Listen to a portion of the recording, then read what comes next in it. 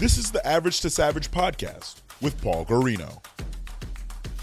Everyone and anyone, athletes, celebs, and much more. What's up, everybody? I'm back for another episode of the Average Savage podcast. Our special guest today is Minnesota Lynx point guard Lexie Brown of the WNBA. Lexie, what's going on? Nothing. Ooh, that Minnesota Lynx sounds good. I like that. I was about to say, how does that sound? It sounds amazing. Literally, I mean, nothing against Connecticut, but that Minnesota Lynx has a nice little ring to it. Yeah, for sure. Let's just jump right into it. So I know your dad was in the NBA. So what was that like growing up and just moving around a couple times? Yeah, well, he was in the league when I was, really young, so I don't really remember too much about it. I only really remember when he played in Orlando, which was the last team he played for. Oh, I remember when he played in Toronto a little bit, too. I remember living in Toronto. I don't really remember being at his games or anything like that, but it was really fun. Yeah, we did have to move around a lot, but we made Orlando home while he was playing in Toronto, I'm pretty sure. So we were in Orlando for a while, but it was really fun. I mean, he, as much as he traveled, he was still around a lot. And, that was big for my mom and my family. And we're just a really close-knit family. So for most of his career and the beginning of his, coaching career and front office stuff, it was just me and my sister.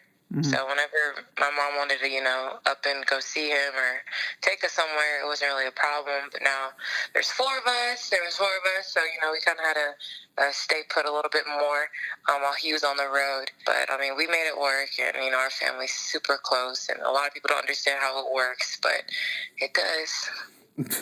All right. And, when did you realize, your dad was, in the league? When I was young, I used to, when you're a little kid, you love to brag about things that you had nothing to do with. So I was little, wearing my dad's jerseys to school, if we had jersey day or something like that. If we had to present something cool about your life. Oh yeah, my dad plays in the NBA. That's not about your life, Lexie, but okay. So, I knew when I was younger, even before I started playing basketball, that was something that I thought was super cool, and I was very, very proud of it.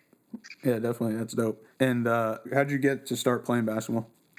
Well, I was just around it a lot. I tried everything. I did dance, cheerleading, soccer, which I hated, baseball, which I also hated, because it was outside, it was hot.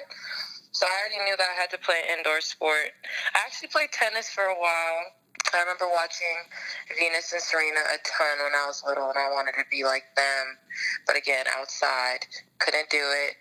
And then one day I just kind of picked up a basketball and just started playing with some girls that lived in our neighborhood, and we played in this little rec ball league for years. It was just all the girls that I knew from around the neighborhood. No one really had basketball aspirations for real. We just loved each other and liked being around each other. So we just made a little team, and we actually ended up being really good. It took a while. It took 2-3 years for us to get really good, but that was a process that was really fun for me, being on the same team with the same group of girls for 3-4 years and just watching us improve. Mm-hmm. And then that was around 7th grade, 8th grade, and then after that, everyone kind of started, finding their own interests, outside of basketball. So, there was only one or two of us left standing at that point. And then, around 13 was when I started taking it real seriously. Gotcha. Did you play varsity when you were in 8th grade? I played varsity 8th grade, yeah, because in Florida you can do that. So 6th grade I played on the 8th grade team, which was a huge deal. And then 7th grade I played JV, and then 8th grade, I played varsity for the first time, and that was a really cool experience. You went to 2 different high schools, right? Mm-hmm. So what? I went to for my 8th grade, I played at Lake Highland, which is in Orlando, and then 9th grade I played at Dr. Phillips, and then I finished it at North Gwinnett in Atlanta. So, what was the recruiting process like? Were people recruiting you when you were at the different schools, and other people came when you were at other schools? Oh, yeah. So, of course, I committed to Maryland the summer after my freshman year. So, there wasn't a lot of, colleges recruiting me at that time. I was on a super good AAU team. Like, we were stacked. So, you know, I got a lot of attention being on that team, and I still wasn't, like, nearly the player I am now then. But, you know, Maryland, you know, saw something in me, which I really appreciated. And Christy Tolliver was and still is one of my favorite players of all time. And, you know, I wanted to be just like her. So when Maryland called, I was like, yes. So it was nice to be done with that process early. And then, you know, jumping to different high schools.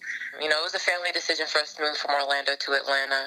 And I was going to go try and be on one of the super teams that they had in Atlanta already. But my mom was like, you know, Lexie, you just need to, you know, do your own thing, you know, make your own mark somewhere, which I was mad at her for at the beginning. Because I was like, well, I just want to win state championships, blah, blah, blah.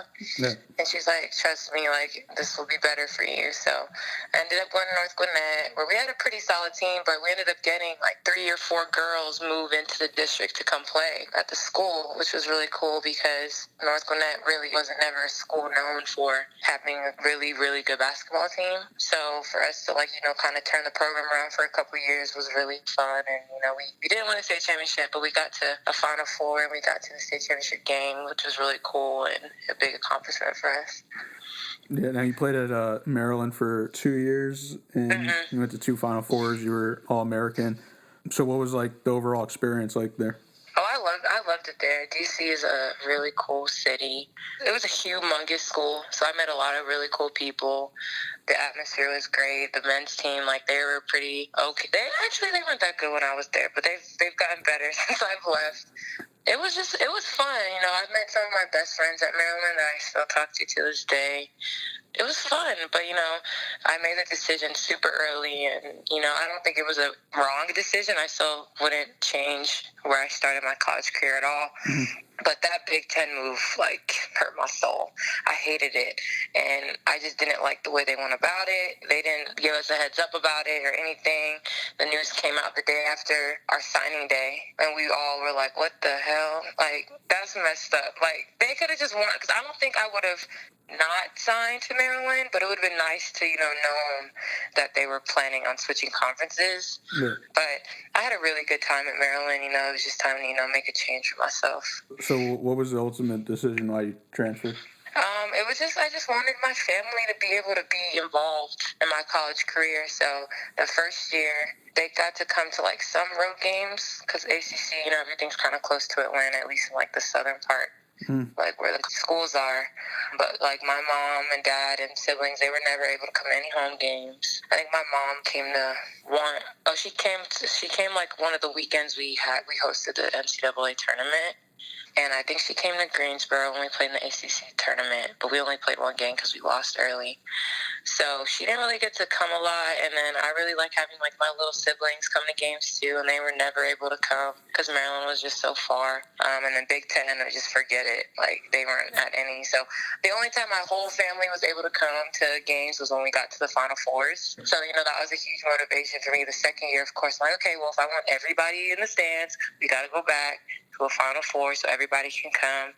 So that was a little fun motivation. But, like, when I got to Duke, my mom was at every home game pretty much. And, you know, she'd just get in her car, bring the little ones, and they would just drive on up to Durham, stay with me in my apartment, and we would just have a nice little time. And then she'd get back in the car and go right back to Atlanta. But it was really important to have her in the stands. You know, she never missed any games when I was growing up, so I wanted her to still be a part of that in college. Yeah, for sure. And what was, like, the recruiting process, like, different when you were transferring versus, like, coming out of high school? Well, I mean, I guess, yeah, coming out of high school. Yeah. More like when you transfer, you kind of have a little bit more control over your recruiting because you already have some experience under your belt. Coaches have seen, you know, what you have to offer at the college level. You see how teams are coached. You're older. So you kind of know what you want and don't want out of school and on a team. Honestly, I did not want to go to Duke at all. Like, Duke wasn't even on my radar. But my mom was like, you're going to visit Duke because you're going to go get a good education. You're not transferring just for basketball. So you're crazy if you think you're going to go chase some national championships because you need to think about your life after basketball. So I was like, okay. So I went to Louisville, and it was nice. I love Coach Walls. Like, I was going there just for Coach Walls. Like, he's awesome. But I was like, I cannot see myself living in Louisville. Like, I just couldn't picture it. And I was like, this is not where I want to be.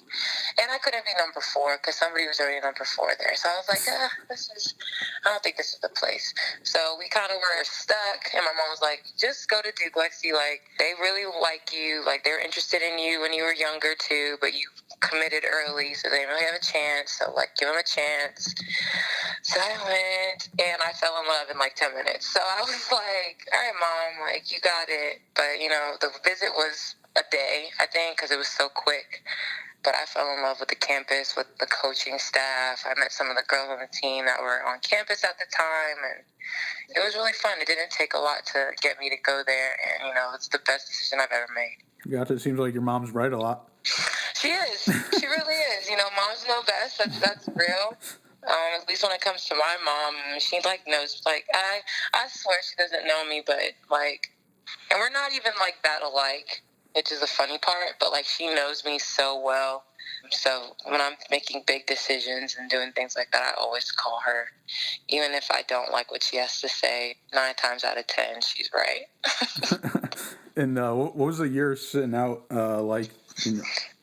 It was, I had so much fun being a normal student for a little bit. And I think that's the thing that some people don't understand about transferring is you have to be regular a little bit for a year. So if you're you got to pick a place that you feel comfortable at and, you want to be involved in. So I got to do a lot of things that I never had time to do, at Maryland because I had way more free time. I didn't have to travel. Practices, preseason practices, of course, are always hard. Preseason workouts are hard, but once, season started, I was pretty much chilling in practice, playing on a scout team, doing whatever I wanted, never having to run punishment sprints. It was just really fun. I got to work a lot on my own game, without being detrimental to the team. I just got to do whatever, which I think is a huge part about your sit-out years. You got to work on your game. It's not just, of course, it's getting ready for the next season, but, you have time to work on things that you usually wouldn't have time for being in college. So I, really improved my game. Marcus Hodges is a trainer out of Raleigh. I linked up with him. He changed my game. My dad brought my game to one level and Marcus, elevated it. I can't thank him enough for what he did for me in my redshirt year. Every time I needed him to come through Duke or I needed to go there, he was there. So, he was awesome. And, I still work with him to this day. I'm back to go see him next week, actually, before I go to Minnesota. But, I want to say everybody needs, a sit-out. You know how you take a gap year in between high school and college? A redshirt year, it's hard not playing, but, you can take your game to the next level if you do it the right way. Gotcha. Every time you say "to this day," it just reminds me of that meme with Deontay Wilder. Anyways, but so with today's day and age, I know you probably seen a lot of kids are getting the hard transfer, so they don't have to sit out a year. Would you have wanted that? Yeah, I don't understand. Now it's free agency. Finessing those, I think we might have tried one, but they were sit your ass down. It's cool. I see the pros and cons of sitting out, only because I had a really positive experience sitting out. Yeah. And, obviously what happened, the next 2 years, showed, how much work I put in when I was sitting. But that's not the case for everybody. But I feel you see coaches leaving and they can just go hop into their next job because, it's a better opportunity. Yeah. I think there's such a negative stigma put on transfer kids. I feel some transfers you can understand. Some, obviously, I'm what are you doing? Why are you leaving? And I'm sure a lot of people thought that about me as well. So you never really know what's going on in, someone's life or anything like that. But I think the year sitting, I think it's good. You have to, you're new. And obviously people are transferring to this school because they think that they have something to offer that the team is lacking. Like, you don't go to a team, you're like, oh, I'm transferring here so I can sit on the bench. Like, people don't transfer for that. So, like, of course, people transfer, they want to come in, be the alpha dog and stuff like that, and you kind of just throw that into the mix of a team. You know, that could be detrimental to someone's team and to someone's season. So it's like, you take the year, you get to know, like, who you're playing with, you get to figure out how your team works, you get to learn your coaches, because most transfers happen pretty fast. You kind of just get thrown in. So I didn't like sitting out, but I got to get to know my teammates. You know, you take the whole competitive side out of it, you know, because I'm not coming up to take your minutes. I'm not right now, at least. But so it was like very genuine friendships and relationships I built with my teammates and the coaching staff and the staff like that works with us like off the court as well. So I personally, I don't mind the sitting out. I mean, that's kind of just the price you pay. For leaving a school that you signed your life to, pretty much. And you're kind of like, I need to go. You know, it's a tough year. If you make the wrong decision, if you make the right decision, it'll fly by. And then it makes it that next year you're more special. You know, people are waiting for you to get eligible, and your teammates are, you know, they're excited for you to get eligible. So, you know, like I said, it all comes down to making the right decision. Yeah, I think it's kind of getting weird, especially like with the football stuff. Like these people are getting like right away to like go play all the, like. Yeah, I'm just like, I mean, I don't even know how that process works. I know one of the girls that the Lynx just drafted from Notre Dame, she got eligible immediately, and we were like, what? She's really good. So we were hoping that she was going to sit. And we're like, they're going to be okay. Like, she's not eligible. And then a couple weeks later, she was. And we were like, what the how? But hey, some people can finesse that, and more power to them, because some people just want to hoop, and I understand that. Yeah, definitely. And like overall, what was your experience like at Duke? And I know you went 2-time All-American there. It was awesome. Complete opposite of Maryland. It was super small, so everyone pretty much knew everyone. It's small there? The classes in Maryland? No, I'm saying, well, like, what's small? Like, how many people are there at Duke? I think we have like 8,000 students. Oh, okay. Or something, and I think that's just undergrad. But it was like a really tight, close-knit community. You know, everybody like hates Duke, so you know we all just like stuck together closer to our Duke haters on the outside. It was really fun. It was actually really funny experience. You know how the guys come and go so fast. You know, the one and done thing, like that wasn't a thing at Maryland. So I saw the same guys on the basketball team for 2 years, and then at Duke, I saw a whole new team every time I came back for summer school. I'm like, who are these people? Who are these people? Like, it was just a whole new thing. So that was different, but that was kind of a cool thing to be around. And just the family atmosphere, I just really liked it. And then being in grad school was a whole another experience that was unbelievable. It was so hard. Oh my goodness, I thought I was going to die. But the grad students, those are probably some of the coolest people I've ever met in my life. And they were brilliant and all from all over the world. So that was a really cool experience for me as well. Yeah, boy. Yeah, I know you got 2 degrees, right? So what'd you get then, man? My undergrad was in sociology, and then my grad was in business. And Duke at the Fuqua School of Business, they have a 10-month, kind of like an accelerated MBA. So it's not really an MBA. So if I guess you would have levels, you'd have MBA at the top, and then this is an MMS, would be right under, because it takes 1 year instead of 2. But it was just a little bit of everything, some finance, accounting, marketing, just a lot of things that I did not think that my brain would be able to process. And it did, I passed, I made it through. It was a hard battle. Uphill battle, but I made it, and it's probably one of the things I'm proudest of, definitely, is getting through that business school. And shout out to my teammates, Becca and Bago, and one of our managers, Aaron. We all got through it together. We struggled together on road trips, late night study sessions, all of that. So it was a tough experience, but it was something that I would do over for sure. Yeah, for sure. Yeah, it seemed like you just got more pumped when I said about your 2 degrees. And yeah, like a little dork. For sure, because a lot of people can say they finished grad school. Yeah, that's true. In a year, So that's a huge accomplishment for me. A lot of people are like, "Why are you so excited about school?" And I'm just like, because that's an accomplishment. And to be able to get it done on the court as well. Like, you know, it's not something that I'd like talk about a ton, but sometimes I have to remind people, like, well, Yeah. you don't know what I was doing my last year. Like, it was hard. Yeah, you could have just took classes, right? Yeah. I'm saying, like, you could have just took like both. Yeah, or I could have stretched out my undergrad. Yeah, for sure. But I didn't want to do that. Here's a good stat I'll give you.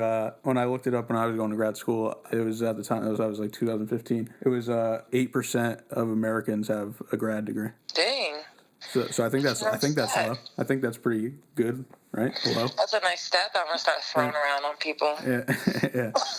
Excuse me, I'm an 8%er. Thank you very much. Yeah, there you go. All right, so going into after Duke, so you knew you wanted to declare to go to the WNBA. So what was draft day like? Draft day was fun. It was a whirlwind. You know, it all happened so quickly. Well, for me, not as quickly because we lost in Sweet 16, so we had a little more time. You know, get my stuff together. But it was really fun. I was with like all the other girls who were about to get drafted. We had like a really fun weekend in New York. My family was there, which obviously is super important. But it was fun, like getting your name called and holding the jersey. Like that's something like you dream about when you're little. And then to see my dad was like, oh my gosh, over the moon. Like I'm like, did you get drafted or me? So it was like, it was just really fun. We celebrated all night, and you know, then I had to hop on a flight the next day to make it to class. So that was cool. But it was just a moment I dreamed about. So for it to happen, you know, that was really cool, and share it with my family was the best part.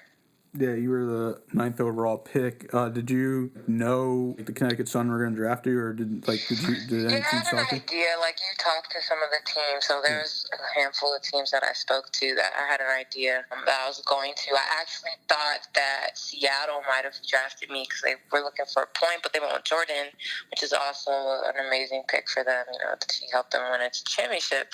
So, I mean, amazing for them with that pick, and I know Jordan loves it there. So when Seattle didn't pick me, I kind of figured that Connecticut was going to be where I ended up, and it was. You know, I was super excited. I mean, any team that picked me, you know, I would have been excited for. So it was just nice to, you know, have my name up on that first round board. You know, it was really cool. Yeah, definitely. And I kind of already know what your answer's going to be, but what was your rookie season like? It was a hot mess. Like, it was a mess. Like, you know, I've really been, I mean, I don't want to be too candid about it because, you know, I still have so much respect for that organization and the team and the coaching staff. But it was just like, pretty much every day I was just kind of like, what am I really doing here? Like, what did you guys draft me for? And it was just like, it was a learning experience for sure. I definitely learned a lot. You know, just being in practice, being around them, watching them, you know, in games, since, you know, I didn't really play in any. So, you know, I had to learn a lot from the side, but, you know, it was completely okay with me because at the end of the day, I just was like, I'm still here. You know, this is one of the most competitive leagues in the world. So, you know, even in the moments where I was just kind of really down about it, I mean, I had to remind myself, like, what a big accomplishment. The hardest part is getting into the league, and I had to keep reminding myself about that. But it was a rough summer. Not gonna lie, Connecticut is super boring, you know. So I was just kind of like just stuck in my own thoughts a lot. But again, you know, I'm super appreciative of the experience. But I did lose a lot of confidence very quickly. You know, you go from being, you know, at the top of the world, you know, your senior year at the university that you love, with teammates that you love, you know, accomplishing things that, you know, you've always wanted to accomplish, and then you get to the league, and, you know, I was just humbled a little bit. Not that I needed humbling, but I'd never been in a situation like that before in my basketball career. So, I mean, I was like, you know, I'd rather have this now than, you know, later on in my career. You know, just, you know, knock it out the way a little bit. But, you know, it was a hard summer, and, you know, going overseas, you know, I just couldn't wait to get overseas to start playing again and, you know, trying to get my confidence back up, which I did. So, you know, I'm really excited for my second year. And, you know, I can hopefully, you know, literally I can score like 2 points this whole season, and that will be like an improvement from last year. So, you know, I'm just excited to improve and, you know, show people like what I can bring to the league. So would you think, I mean, was it comparable to the year you had to sit out for your transfer year? No, because no, because again in the league, like, you get picked. Yeah. So when you're like, okay, like, they picked me, they want me, they see what I have to offer and they like it, and then you get there and they're kind of like, we don't really like it. So I'm like, so why did you pick me? Yeah. So the whole year it was just kind of like a why, like a big question mark for me personally. Yeah. I don't know if they felt the same way, kind of like why did we pick her? I mean, a lot of people were like, why did they pick her? Because it's already a guard heavy roster. So it was like, but that's just one of the pitfalls of the WNBA. Like, we don't have a combine.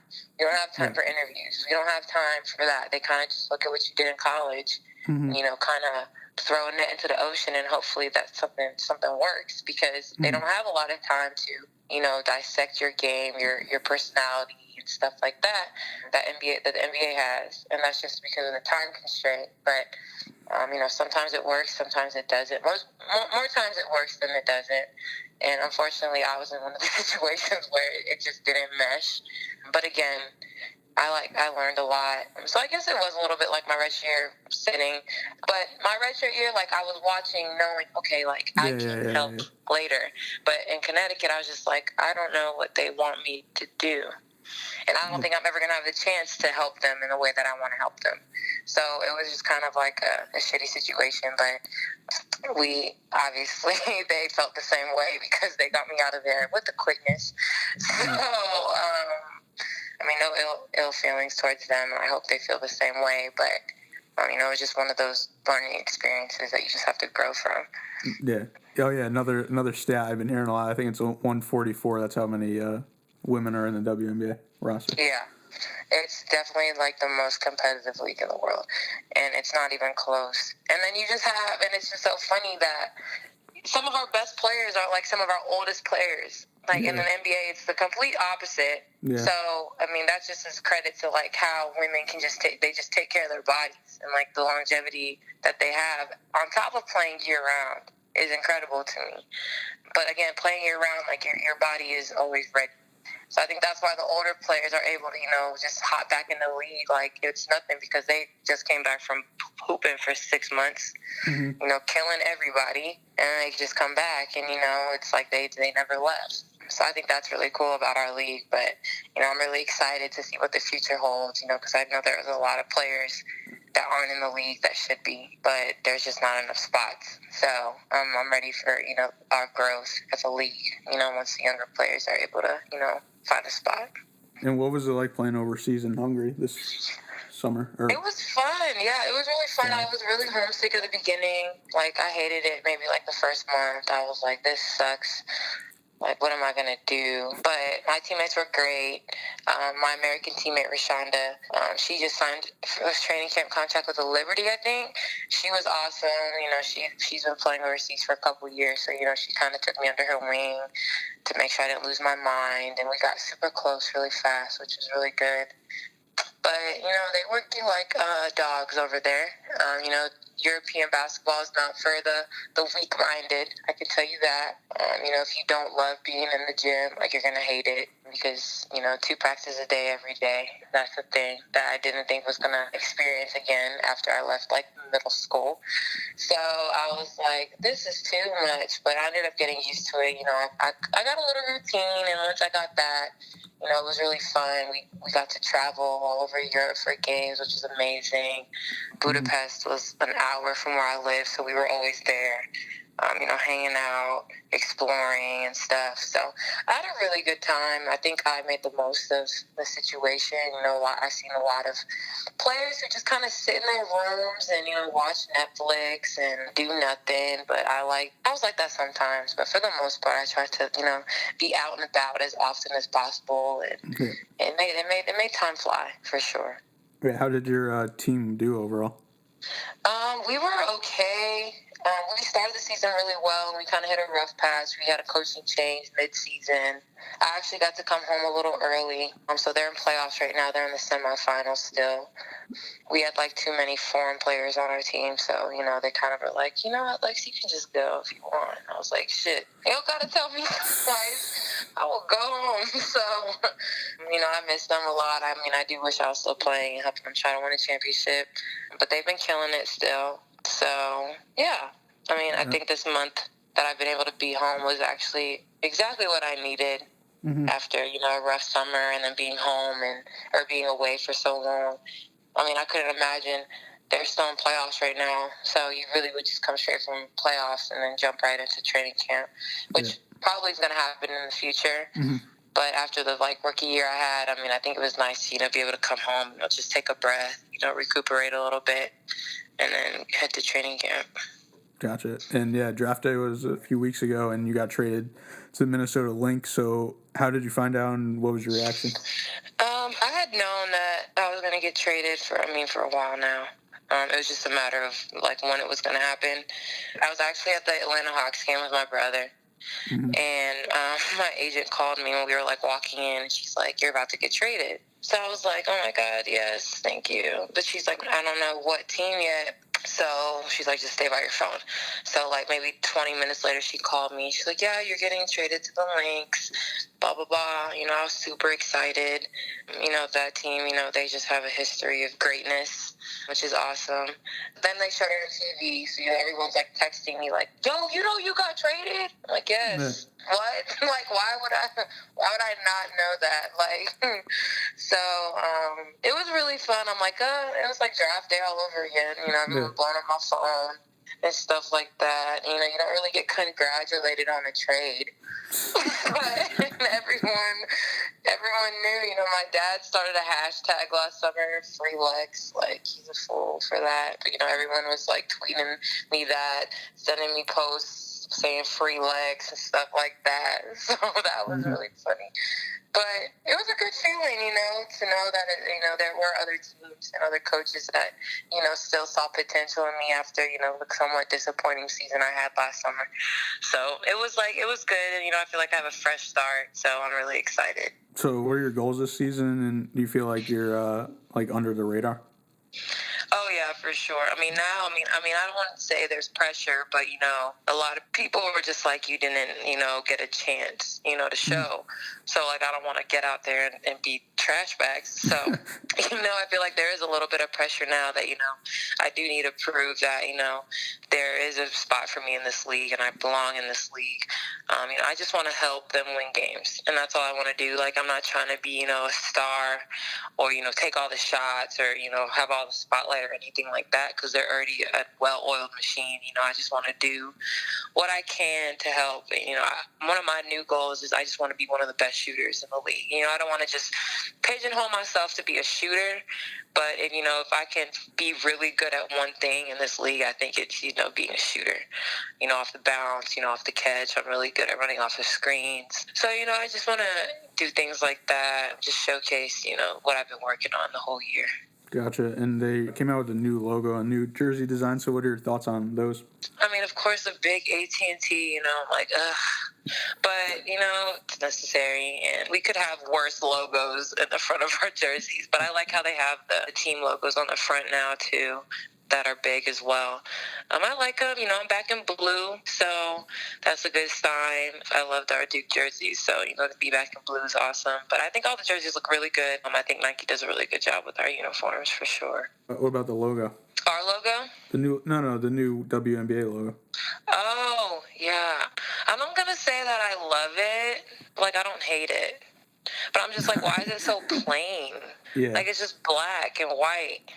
Yeah, that's what I was wondering. I do want to know who the person is. That looks like Candace Parker to me. I don't think it could be anybody. I don't think they'll say it if it is somebody. They need to say one day, because a lot of people think it's Candace Parker. Because the freaking player, she's long as hell. So I'm who is that? It's not a guard, apparently. But it's cool. I think it's cool that they're trying to, go through this little rebrand. So, I think that's a good sign for the league that they're willing to make big changes and dramatic changes like that. I just wish we could get a freaking president already. Yeah, I worried about logos. We don't have a president. Yeah. Oh, Lord. I like the jerseys last year better. You do? Yeah, there's no number on the front. I just don't like the big AT&T on the bottom. But I'm saying there's no numbers on the front now. I guess. You know, I don't pay attention to things like that. My eye went straight to the AT&T logo, and I was just like, damn it. Well, they're happy about that then. But I mean, I guess I would prefer.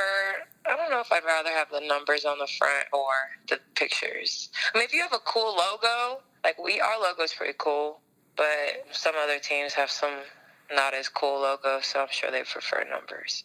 But I guess we're just gonna have to see. I'll let you know when we get them and I put them on, and I'll let you know how I feel about them. All right, you ready for some fun questions? Oh, jeez. Yes.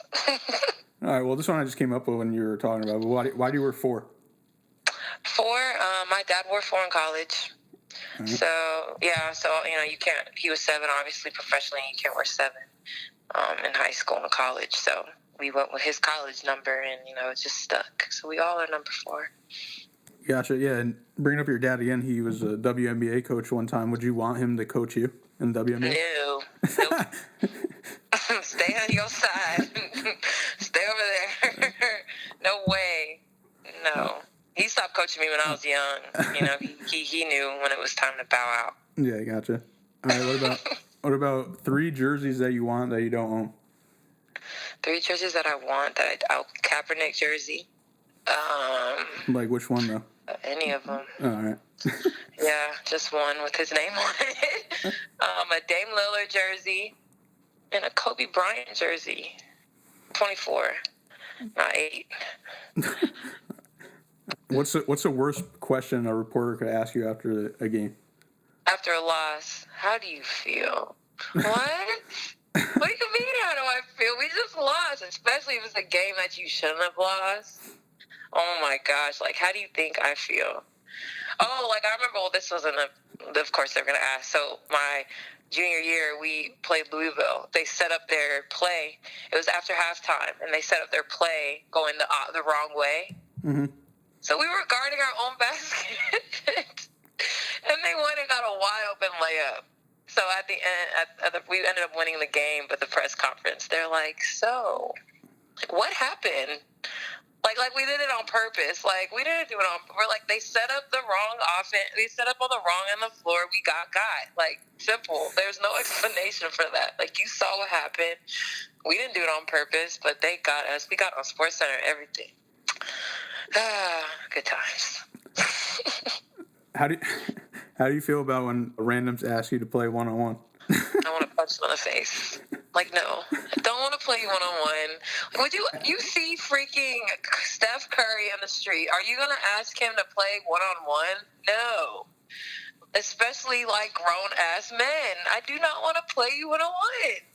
And I don't want to play you from my heart either. So don't even ask that. I get ask that more than just playing one-on-one. And, it's so annoying. I don't want to play you one-on-one. I'm sorry. I had to bring it up. Of course. It's the worst. All right, this one's a good one. Are you ready? Yeah. All right, no more Chick-fil-A for life, or you find your soulmate. My mindset right now is I need Chick-fil-A more than a soulmate. All right. Today. Just today. You could ask me in a couple months. My mind might change, but right now, it's Chick-fil-A over everything. Did you like that? Did you like that one? Yeah, it's a good one. Last one. What's something people might not know about you? Oh, let's see. Something that people might not know about me. I don't know. I like watching, like, weird TV shows. Like, I mean, they're not weird because obviously a lot of people watch them, but I like watching, like documentaries, like, series. So, like, My 600-Pound Life. Like, I love that show. I was about to say Hoarders.